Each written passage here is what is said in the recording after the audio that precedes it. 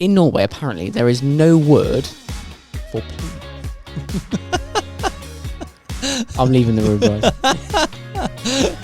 What Christmas cracker did that come out of? Ingebrigtsen. Okay. Brigtsen.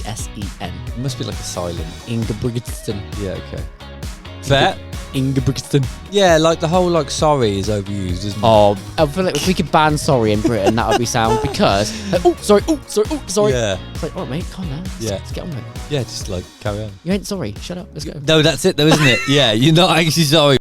That's what the take homes are. It's way more complex than that, you know. It's their mentality, their life. Ingebrigtsen sports the old chorus armband. Does he really? We endorsed that. Yeah, we endorsed the chorus armband. I mean, you might be getting a little bit of that for it. I don't know. Yeah, we certainly don't. Yeah.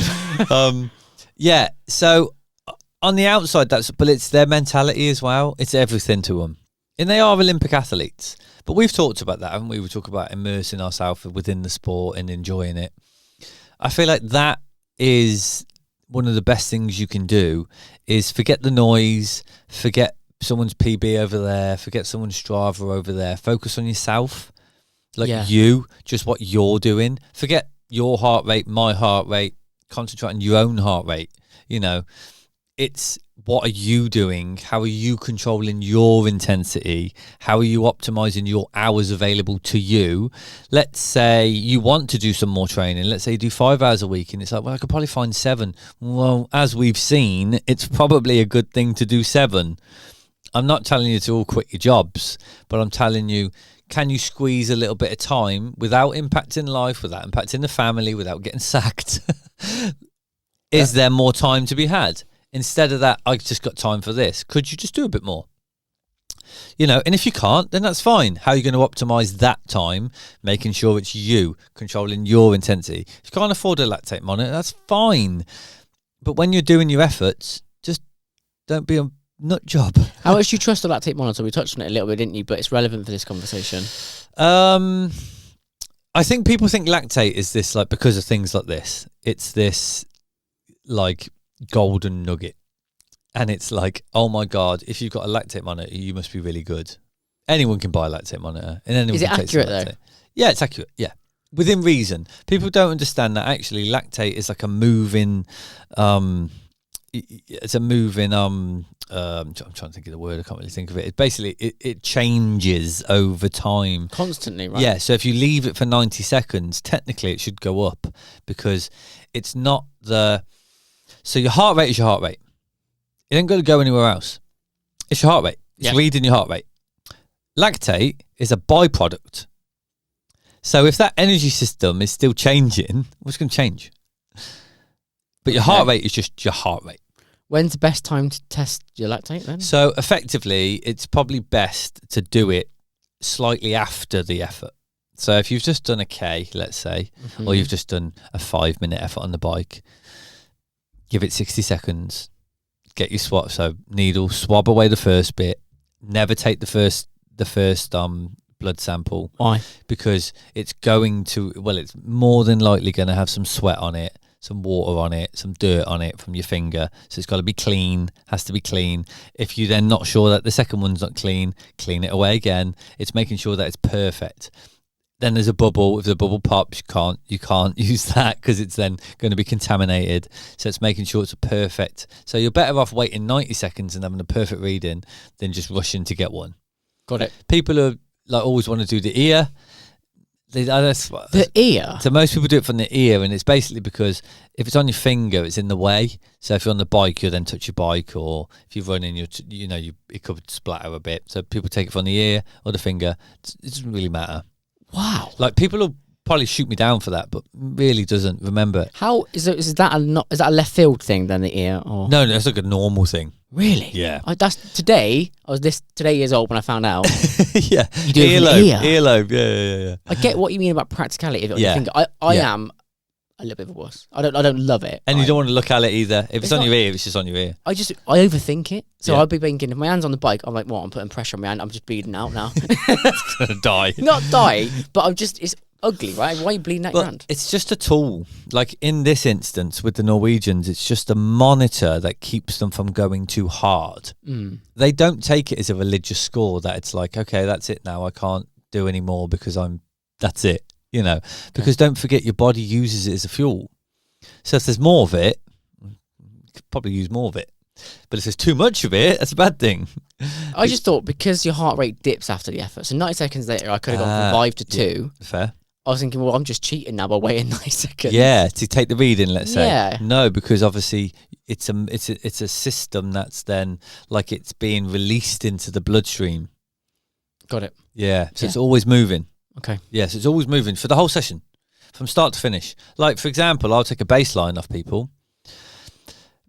The first effort, well, it's probably going to go quite high, even if it's a little bit like, if it's not lots. Like, if it's a little bit faster than your baseline, it could go up quite significantly because your body might then start using sugars. And if it starts using sugars, one of the byproducts of it is lactate. So if you're starting, so you're going to get that little spurt at the start because you might not be that efficient. So straight away it shoots up. Some people might go, oh no, I don't know what's going on here.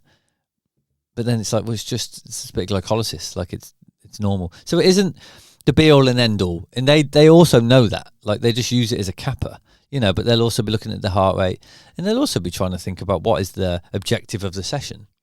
Well, if you're tuned in enough, my assumption is you'll know what heart rate denotes what millimoles, roughly. Roughly, but obviously you want to see change over time. Yeah, okay. But if you test it today, you're probably good for 4 weeks. Yeah, probably, yeah. Yeah, you'd think so. Roughly. But then if you have a cup of coffee or you're dehydrated or, blood plasma's, things are a bit thicker, like it generally changes. It can change from morning to night. Like literally your readings will be different on the morning than they are in the evening.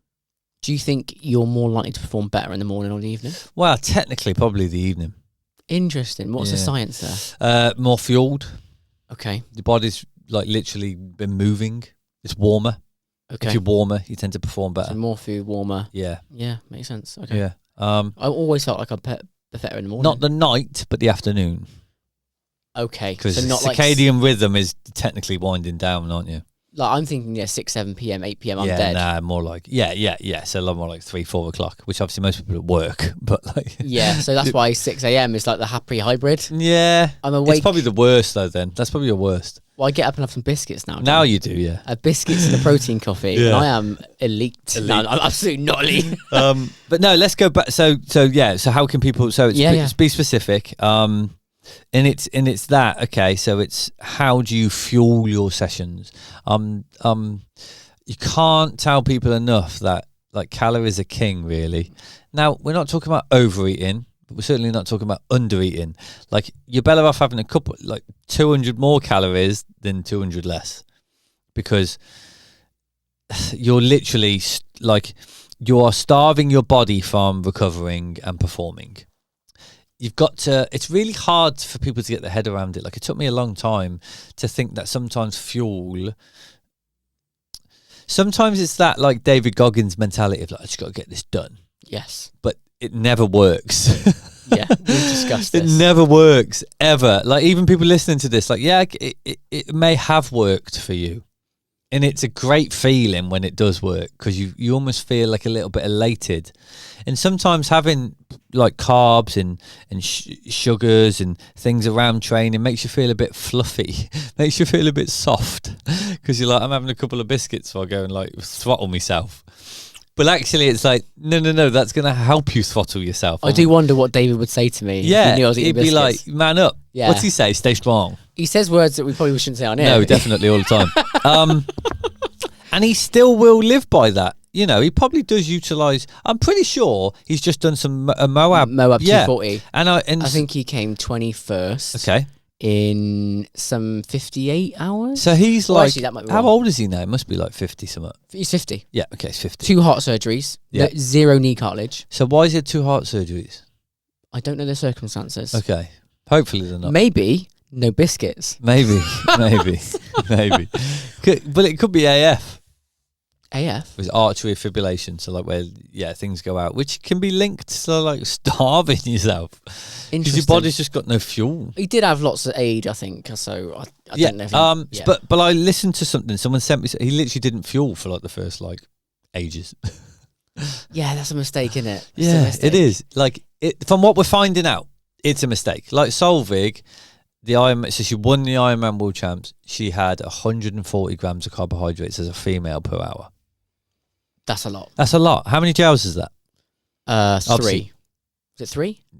I guess it depends what you have, isn't it? That's just a bad. If they're like 50 grams, I suppose they're 30 grams, aren't they normally? Yes, depends. It literally depends on the brand. Okay. But like most of the time, it's 30, isn't it? Okay. 30 grams. It's 5 joules an hour.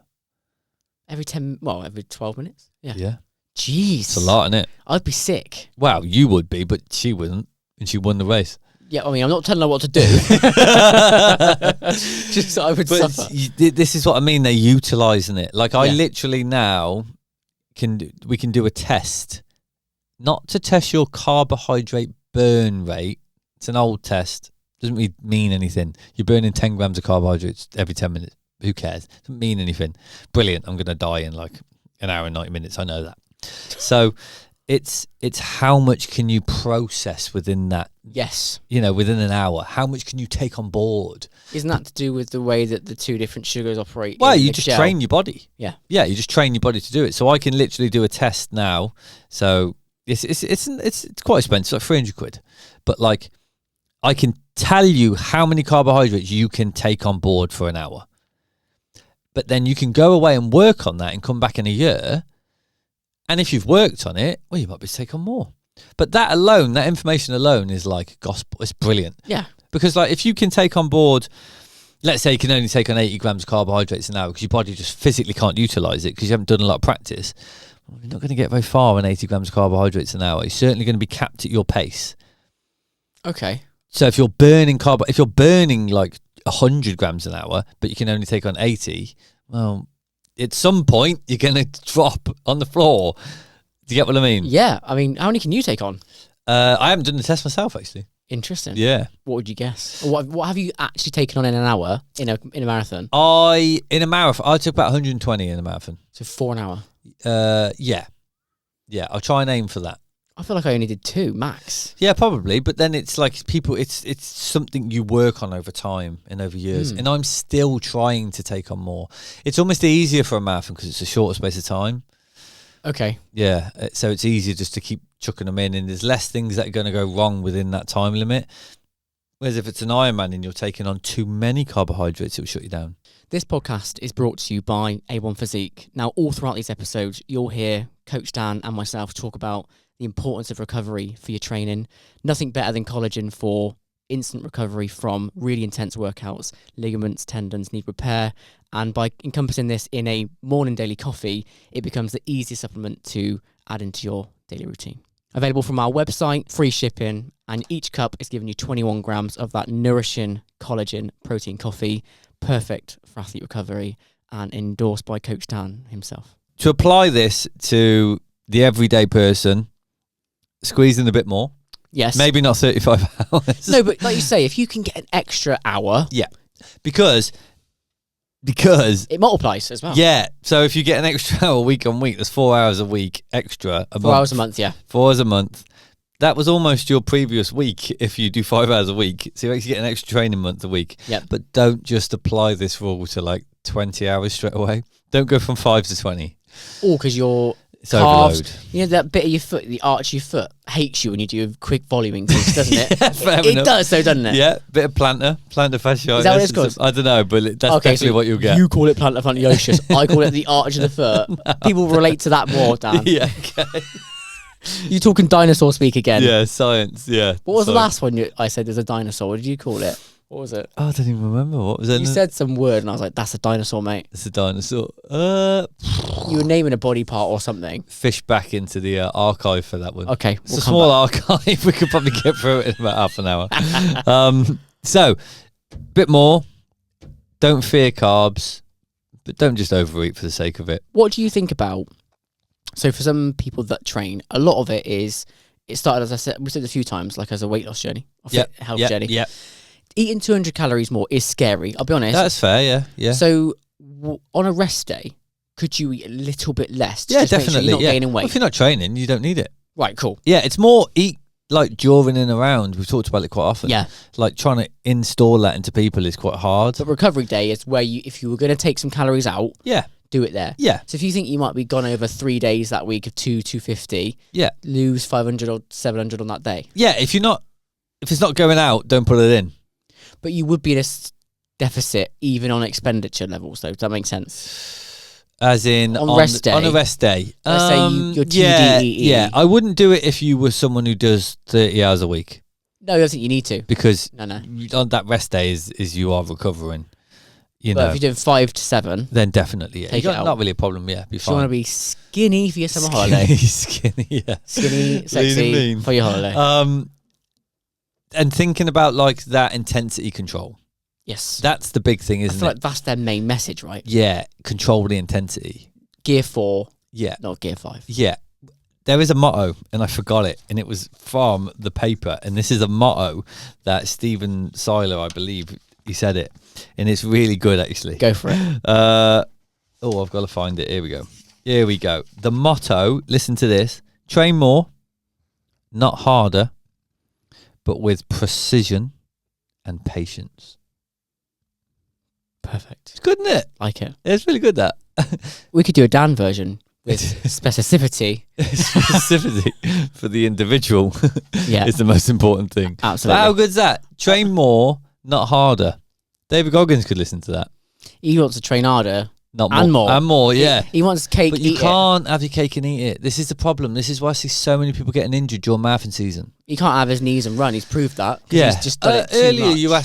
you asked me about what I apply, and I can't remember. We kind of moved away from it. But Well, I we would say talked- that. I'd say that's my mentality. I'm a bit of a. I remember listening to an old coach called Matt Dixon. Okay. And he was commonly nicknamed the recovery coach, which isn't a very snazzy word, but effectively coach, he okay. basically used to look after people a little bit too much. Maybe that's what people would mock him for. Okay, they didn't So- feel like getting pushed enough. Yes, yeah. Okay. Whereas I like to control the intensity, and I'd rather you did more frequency over intensity, and it will normally build a stronger, more robust athlete with more longevity. More And mitochondria. more ability to shift lactate. Yes. So that's, whereas a lot of coaches probably maybe appeal to people because they want to make them feel like they're working hard, Yeah, okay. if that makes sense. Yeah. You know, there's environments to work hard. Like I obviously coach a track session. I encourage people to work a bit harder because realistically, let's say you're doing, I don't know, make it 10 400s. Yeah. And you get 6. You're six the way through. If you go and do that session on the road and you just use a continuous loop and you're doing them within a continuous loop, you do number 6 and you slightly tweak a calf. You're 4 miles down the road. Are you getting home? Walking really slowly. Yeah, another 4 mile on a tweaked calf. But you were sensible, but you got to walk 4 mile or you got to get picked up. Yes. If you're on the track, something goes touch. What do? Stop. And you just walk back to your car. Yeah. Go home. There's places to be. There's a coach. settings, There's a yeah. coach on deck to literally say, "What I've just done this. What should I do? Yeah. You know, okay. I'm feeling a bit tired tonight. What should I do?" Instead of just sticking to the session, flogging yourself. You know, there's places to hurt yourself, but that's intensity control. Okay. So you're more Norwegian than you perhaps once thought. Maybe, yeah. Maybe Should we do after one of this. those, what is it, More like Norwegian. background things where you can see what your gene pool is? And see Yeah, how I'm more Norwegian. you could be half Ingebrigtsen without Probably even not. realising. I just see what they're doing. It's good, so I copy it. Yeah. I actually, when I was doing a bit of research into Norway, I found some really interesting facts. You did? We touched You on, did. well, we did one, but I'm gutted because you already knew about it, right? The Norseman Extreme. Norseman. Yeah, the Norseman. But I call it the Death Race. The death race. So, in Norway, apparently, there is no word for please. For please. Please. So what do they use instead? So it says politeness is conveyed through tone and phrasing. So you have to really read people. Oh, that's good. But I think, you know the point you were making about Scandinavian kind of happiness levels? Yeah. Maybe they don't need to say please because they know everyone's just having a great time. Yeah, like the whole sorry is overused, isn't it? Oh, I feel like if we could ban sorry in Britain, that would be sound because, like, oh, sorry. Yeah. It's like, all right, mate, calm down. Let's get on with it. Yeah, just carry on. You ain't sorry. Shut up. Let's go. No, that's it though, isn't it? Yeah, you're not actually sorry, but you feel like just because you've said it, It's just a buzzword, isn't It's it? a buzzword, yeah. Stupid. But yeah. I wonder if they've got a word for sorry in Norway. Okay. That's your next search. Should we ask Yeah, AI? Go on then. Right, come on, AI. Don't let me down. I don't think they do. Don't embarrass me. Okay, so no a word for sorry. Yeah, if you've not got a word Okay. for one for please. Hi, ChatGPT. What, if any, is the word for sorry in Norwegian? Absolutely. In Norwegian, a common word you can use for sorry is beklager. It's pretty much the go-to term if you're apologizing for something. So if you ever need to say sorry in Norwegian, beklager is your word. Beklager. Mate, can we Sounds like lager. Can we get her on the podcast? She sounds quite nice. Do you know what I did? You can have a choice of ChatGPT voices. Okay. So I asked for female British. Did you? I don't know if my And wife that's thinks what that's you cheating. got? Yes, good, isn't it? So I don't think. Can I do that with you next week? What, change my accent? Yeah, change your voice. I've got a limited wheelhouse. I feel like if I sounded like her, I'd get more clients. She's very, very. Whenever I ask her a question, she's always like, "Oh, great question that is," and it just sort of strokes my ego a little bit. Yeah, but okay. She's a little bit patronising though. it can be a bit much. For a long conversation, imagine everything I said to you. Like, really interesting point you make there, Dan. You'd be like, "Oh, shut up, Bradley." So we have a word for saying, yeah, that, but not please. Okay. Weird. Weird. You can stand in Norway, but pee into Russia.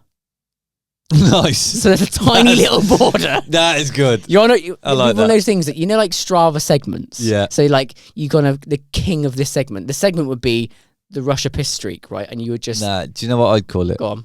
Off to Russia, Moscow. I'm leaving the room, guys. what Christmas cracker did that come out of? Mate, they used to say, I'll never forget it. It was on Soccer AM. Okay, Tube said it. brilliant. I've never heard that before. Really? Never. Oh, no way. Yeah, that's the first time. Yeah, okay. Well, So, there you go then. I'm still not impressed. This one was really interesting. So we talked a lot about the climate. Yeah. So there's a village called Hell. Nice. So there's like a story like Hell's a real place, but where Hell is in Norway, the temperature gets so low, sort of -20, it literally freezes over. No way. So Hell freezes over. That is insane. I thought it was a cool little. That is a cool little fact. Yeah. Yeah, I like that one. Interesting. So Yep. you're welcome.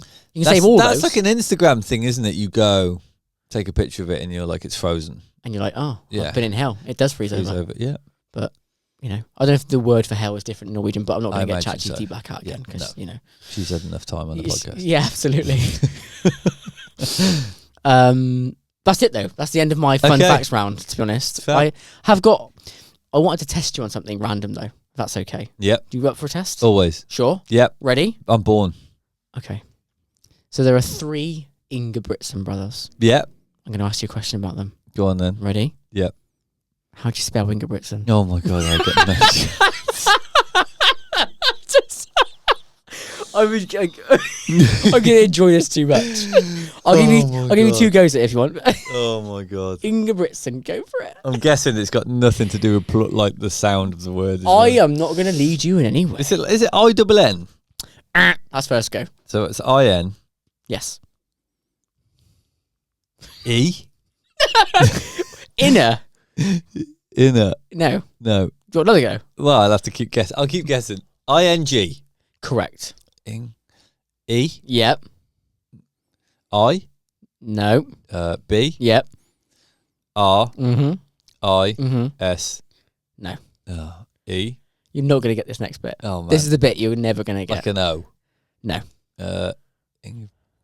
X? I wonder if we're just not pronouncing it right, to be fair. Go on then. Tell me. Ingebrigtsen. There's a second G in there. What, that bit that I just messed up? Yeah, with? so it's Brigtsen. Okay. Brigtsen. It must be like a silent. Ingebrigtsen. Yeah, okay. Fair? Ingebrigtsen. Yeah. There you go. So no, you got that wrong. Okay. We could have given you 75 goes.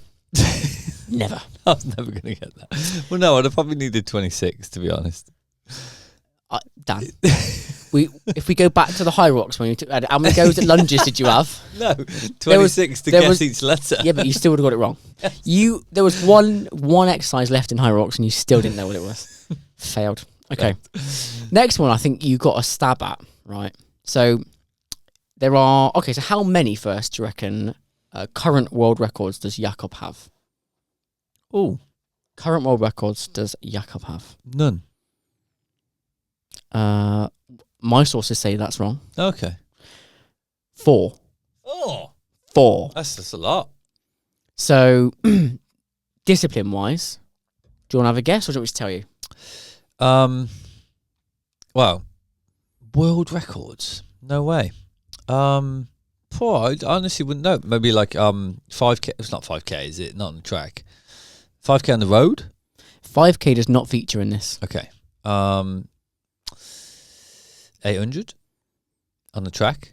No, you got to tell me these. I'm not going to guess these. I Okay. have no idea. So, men's mile short track, indoor. Yeah, indoor. Okay, fair. So, indoor mile Yeah. track.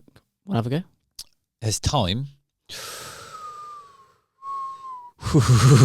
this is So, mile. world record as World well. record mile. World record mile. Oh god, this is. I Tough. think it's indoor specific as well. I just don't know Yeah. if it's different for Is us. it in the threes? It's in the 3s. 3:52. 3:45. Oh, that's fast. He's steaming. That's so fast. Steaming. Okay. The next one was the 1500 short track indoor. God, he likes a bit of indoor. Well, that's Norway. It's cold, isn't it? Yeah. 1500 indoor. So I think it's only 100 metres difference to a mile, isn't it? Give or take. Yeah, Jesus. Okay. 3:11. From 3:45. Yeah, it's about 300 meters on track, and it's different. No, it's 100 metres difference. 1500 to a mile, isn't it? 1600 is a mile. Yeah, sorry, I meant 300 meter track. It's Okay. a 300 meter track. 5 laps then, yeah. Yes, it's 100 meters. Yeah, it's not going to be 40. It's not going to be 30 seconds. I don't know. 3:30 dead. Oh, 3:29.63. So you can't really get guys. So I'm letting you have that. Yeah. Okay. The next two are outdoor. No idea. 2000. Really? Random, innit? Yeah. This is why I didn't get it, because they're random distances. The next one's 3000. So it's Yeah. 2000 and 3000. Yeah, okay. Okay. Three, let's go 2K outside. I think he's going to have gone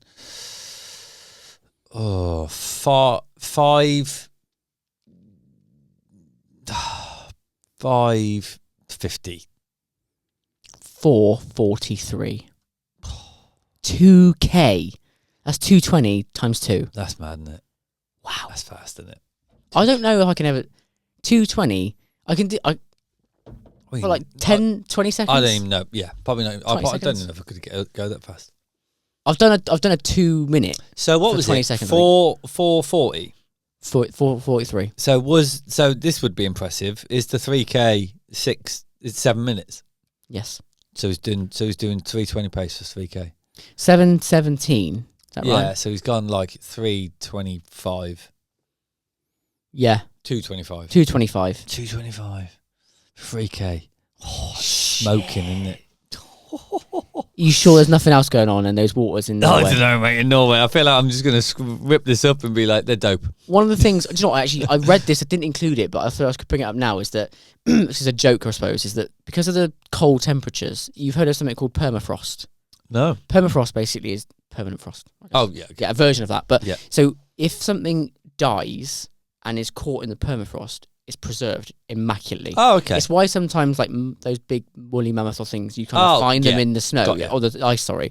So there is a place in Norway where it's illegal to die. That's a bit of a twist. It's not illegal to die, but you can't die and be buried there because in the permafrost, disease would live forever. Got yeah. So random one, but not really sure how I got there. But I think my point was that if there's these like secret sources in the ice in Norway, maybe they've just tapped into that and no one else knows about it. So It's like, a bit of a stretch that. yeah, I feel like it is. Yeah, I'm going for it. clutching the straws a little bit. All right. Yeah. Okay. All right. So I've got one more. oh, go on then. I can shut up if you want. No, go for it. You bored? We can leave. No, not bored. You bored, mate? Last one is, in this country, we've got a really clear distinction of what an energy drink is. We So when it definitely there's a lot of Comes them. in a can, gives you wings, Yeah. straightforward. What Yeah. do they think an energy drink is? What's their sort of national energy drink? Oh, the national energy drink of Norway. It's like if you said, I'm going to get an energy drink in Norway, they would assume you meant this. Wow. Christian drinks loads of Red Bull. He's sponsored by him. Does he? Yeah. Dirty dog. Okay. Didn't know that. iced tea. Coffee. Oh, I was going to say coffee. But Clean. It's too obvious. They're just so clean, aren't they? Yeah. They're just better than us. Yeah, just better people. I feel like that might be an internet thing. I feel like that might not be a thing. Oh, you reckon I've been duped there? A little bit. Do you not think? Okay. Don't trust my sources. I feel like maybe in Oslo, that's not... I reckon if I went to Oslo, I'd find a lot of Red Bull and Monster and stuff. Maybe it's changed in the last decade then. Yeah. But like historically. Yeah. But I suppose how long have we had energy drinks for? I suppose it's only recent, right? 10 years? Yeah, so it's 20? I'm just chatting 20 rubbish. years, I reckn. 20 Right. years. I was definitely drinking vodka Red Bull when I was in my teens. Oh, actually, yeah, I'm talking 15 years. Okay, moving on. Back to serious topics. Yeah, that's good. So, coming away from Norway, training systems. Training. I think I provoked you to come up with this because Yes, I said, like, you did. where is that Venn diagram? Where are these adaptations Yeah. and these methods used elsewhere? Yeah. Yeah. So we touched upon it as well at the start. What are the trends? Yeah. So I'm going to talk about a few trends. So there's Matt Fitzgerald cottoned to 80-20 method. I think we've all heard this. Yeah. 80-20, everyone knows this. Maybe not everyone, but yeah. 80-20, effectively, the simplicity of the 80-20 method is the fact that you have a certain amount, let's just say 10 hours a week, so it's nice easy to break up. 10 hours a week, 80% of it is zone 1-2. No matter what, 80%. Yep. 20% of it is really hard. No intensity control, it's just hard. So let's just say, 2 hours of that will be harder training. Now, 10 hours, I mean, that's obviously not just going to do 2 hours extremely hard. It's not 2 hours threshold. That would be 2 hours sprinkled through the week. Yeah. But that's, if you've got 10 hours, it's quite a lot of training. There's quite a lot of hard sessions, really. That's probably, you'd almost do like, wow, that's half an hour a day almost, if it's, say, you got 5 days in a week. Yeah. If you did a couple of rest days and then you did 2, but that literally means that maybe every other day you're doing a hard session. Yeah. Yeah, Okay. which is quite a lot. I think that's what people I end up think doing. that's quite a lot, but I think that's what a lot of people do. Yeah. I think the 80-20 rule is what applies to a lot of people. But I don't think it's 80-20 for most people. I think it's more like 60-40, but Yeah. 60% is the hard bit because they actually don't do enough for 80% of easy to be. Do you know what my point, though? Yeah. It is. Yeah, no, I know. If people are doing half an hour a day of hard, they're not doing enough to make 80% of their work actually be Yeah, easy. because let's just take. I see in this. I don't know what it is, but my Instagram's filled with this a little bit at the moment. Is like a high rocks class. It's like a high rocks class. Here we go. 30 minutes of what I can only describe as max. Yeah. They are, though, aren't they? You like a high rocks class. 30 minutes of max. Yep. Okay, so let's just say people do 3 of them in a week. Three efforts, and so that's 90 minutes at max. So really, for that to be 80-20, so what's that 20% of? If you times that by 20%, so we need 40 more percent of the 90 minutes. So that's 3. That's 6 more. So we need 6 hours of easy, as well as that 90%. Ain't happening. It's just not going to happen, is it? Not really. Not really. Let's just be kind And it's as not. well. It's more like 60 minutes. I mean, do you mean 30 minutes of max as part of an hour's course? Part of the hour, yeah. So then, so there's probably not 6 hours scattered through the week of like super easy. Yeah. So Yeah. you're right. Realistically, it should be one hard class, and the rest should be easy. Because you've got to look at it as a portion of your Yes. exercise pie. Exactly. Probably the wrong yeah. word, but No, your exercise. Yeah, exercise. Well, whatever. pie, chart. call chart, it, yeah. whatever. So that's the 80-20 rule, endorsed by a lot. A lot of people use 80-20. A lot. The Norwegians would almost argue that they do, but they control it. There's just a lot more scientific control measures on Yes. that intensity. There's less of just hard. I would say the intensity is just capped, isn't it? Smartly. So the 80-20 is relying a bit more on feel. Yes. Yeah. And I think... I mean, it's zonal, yeah. but mainly zone 5. Blowing the lid off zone 5 So blowing sometimes. the lid off zone 5, yeah. But Yeah. it's hard, because Yeah. technically you should be fresh for it. Okay. Because you've done 80% of, I was going to say 6 hours, but 80% of your hourly day, so you're ready to go. Yes. Is the theory. Yeah. Okay. And then effectively there's the Matatone training method, which I don't think I've heard of this one. no, it's sprinkled around. This is literally like you just train easy.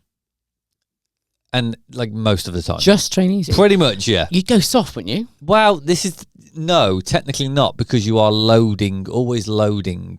So you're becoming stronger. Because if you've got more mitochondria, effectively, you might be able to sort of like deal with lactate a little bit easier, utilize it as a fuel. But if you don't train power, you won't be able to utilize lactate as a fuel because you haven't really got an exposure to it. That's what I mean. You would go soft in my view. I've done it before. I've gone soft for a bit in terms of like easy zonal. Gone done a hard session and thought, what? Whoa, what's going on? Yeah. Well, yeah, but then are you doing the right matatone efforts? Because this matatone effort is actually based off 220 minus your age. Okay, tell me more. So you do 220 minus your age. Okay. 186. Yeah. Okay. So that's your tap. That is your cap to max heart rate. Actually, it's not too bad. Is it? Pretty good. It's pretty good, actually. I never go, but I don't try not to go above that. So they like stay low. Most of your training is zone 1, 2. Like, let's say you had 10 hours, it would be 10 hours at that, basically. Like, they class a long run as pretty much like that's hard because you're on your feet for a long time. So, like, I got an example training week here. Go on. Of what you'd have. This is matatone training week. Yeah, of an example training week, which I thought was quite good, actually. Okay. So, for example, this is an option for people listening next week. This week. is an option, yeah. So you've got 45 minutes at easy heart rate. Then you've got a rest or cross training, they call it. Are these different days or what? So Monday. Let's say Monday. Monday, yeah. Okay. Monday. Tuesday rest or cross training. Wednesday 60 minutes at easy. It's a good week so far. Then strength work. Then an easy run or a brisk walk for a recovery day. So also within the strength session, it says avoid heart rate spikes. Okay. So they really don't want you to go, so effectively the heart rate is it 80%? So the majority is it 80% of your. So the matatone heart rate is for 80% of your work. I don't really know where the work comes in, but then on Saturday, effectively, you do a long run for 90 minutes. So that's just like an easy average person's training week. You've got a couple of rest days, but there's no real effort. I don't get it because I've only got better at the high rock stuff and the effort stuff by going to the Hurt Locker occasionally. Don't forget. Yeah, I mean, but could you apply this to high rocks? No. Good. Because how would that make sense? I mean, you could. The aerobic bit, but you couldn't have no intensity. Well, you could. Because you could push a sled, it would just be easier. I don't think you're better at marathons now or whatever. You try your triathlons as well because you've done lots of them and that race intensity you're exposed to. But also I've done lots of them, which is kind of like the exposure, isn't it? That's what I mean, though. But lots, as the Norwegians prove, lots of something makes you stronger.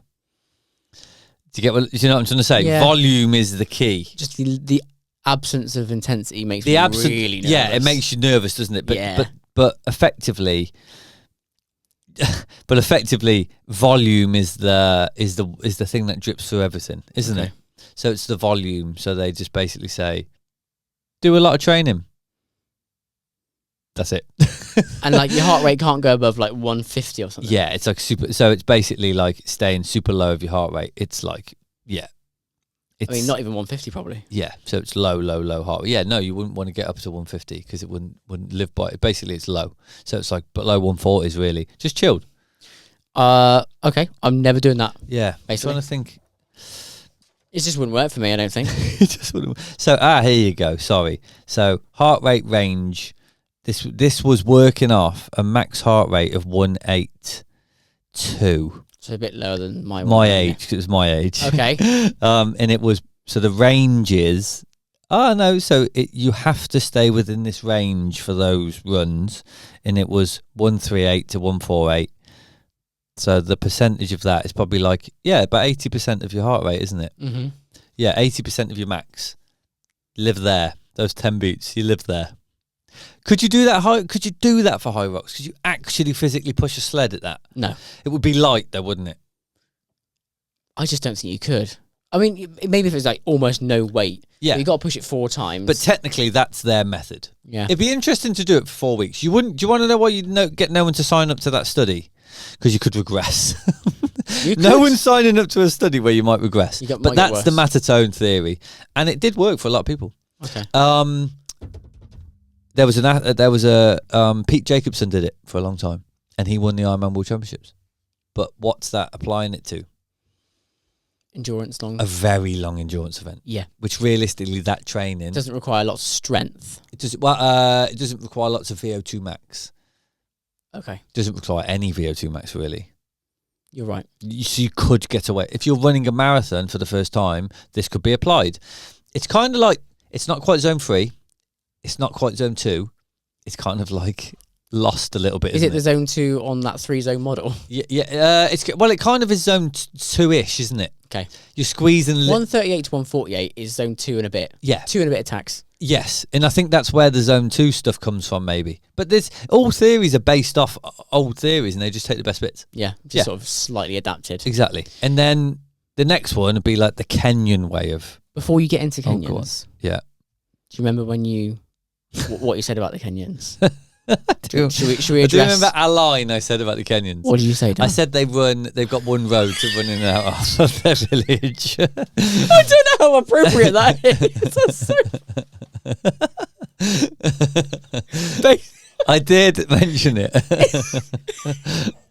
But this is off historical data.